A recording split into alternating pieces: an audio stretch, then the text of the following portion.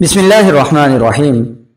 Dear students, آج کے اس lecture میں ہم اردو انٹرمیڈیٹ سال اول نظم ہلال استقلال کے شعر نمبر 7 کی تشریح سمجھنے کی کوشش کریں گے۔ آئیے بلا تاخیر لیکچر کا باقاعدہ آغاز کرتے ہیں۔ ڈیئر اسٹوڈنٹس، یہ پیراگراف اس نظم میں سے کسی بھی شعر کی تشریح کے آغاز میں آپ لکھ سکتے ہیں۔ بورڈ میں اس نظم میں سے کوئی بھی شعر آ جائے تو آپ اس شعر کی تشریح کے آغاز میں یہ پیراگراف لکھ سکتے ہیں۔ اس سے آپ کی تشریح بہت ہی جاندار اور اچھی ہو جائے گی۔ شعر نمبر 7 ملاحظہ کیجئے۔ یہ پرچم ہے روایات عظیم الشان کا پرچم، یہی پرچم ہے استقلال پاکستان کا پرچم۔ مشکل الفاظ کے معنی دیکھیے۔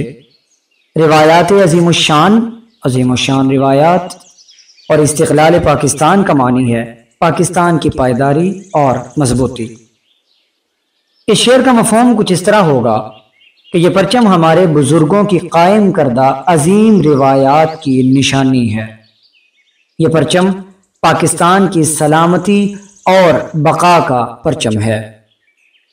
اس شعر کی تشریح کچھ یوں ہوگی کہ حفیظ جلندری نے ہمیشہ وطن عزیز کے محبت کے جذبے سے لبریز ہو کر شاعری کی ہے۔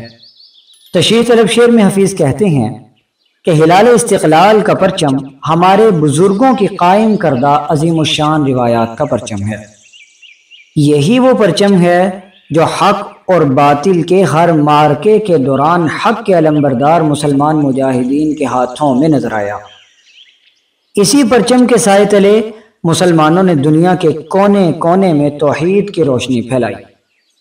اسی پرچم کی حفاظت اور سربلندی کے لیے مسلمانوں نے عظیم قربانیاں دی۔ اب یہ پرچم پاکستان کے حصے میں آیا ہے۔ شاعر کا موقف ہے کہ اب ہم بھی اپنے بزرگوں کی طرح اس پرچم کی حفاظت کریں اور ہمیشہ اسے سربلند رکھیں گے۔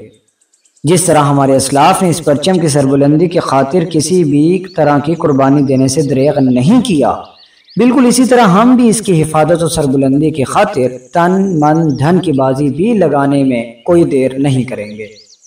یہ پرچم ہماری اور ہمارے وطن کی سلامتی اور بقا کی علامت ہے۔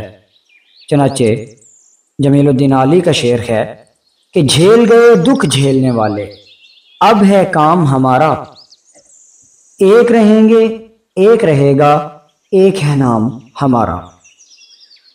ڈیئر اسٹوڈنٹس، آج کے اس لیکچر میں ہم نے نظم ہلال استقلال کے شعر نمبر 7 کی تشریح سمجھی۔ اگلے لیکچر میں انشاءاللہ ہم اگلی نظم کی طرف بڑھیں گے۔ تب تک کے لیے اپنا بہت سارا خیال رکھیے گا۔ اجازت دیجیے، اللہ حافظ۔